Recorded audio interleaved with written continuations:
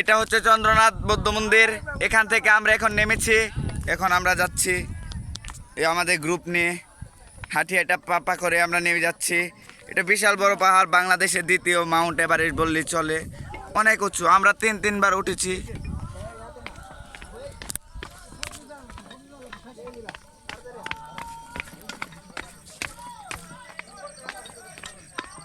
সামনে গান হচ্ছে। আসলে আমরা বিদেশে মানে বিভিন্ন কারণে হয়তো যেয়ে থাকি, ওইখানে নানান ধরনের ভালো জায়গা থাকে, কিন্তু আসলে বাংলাদেশে এমন এমন জায়গা আছে যা দেখার মতো, চোখে পড়ার মতো।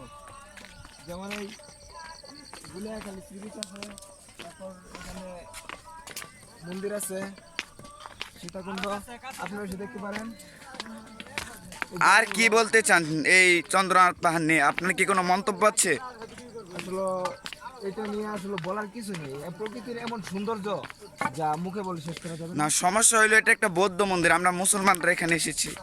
না। আসলে এটা তো আমরা মন্দিরের উদ্দেশ্যে আসিনি, আমরা এসেছি এই পাহাড়টাকে উপভোগ করতে আর প্রকৃতিটাকে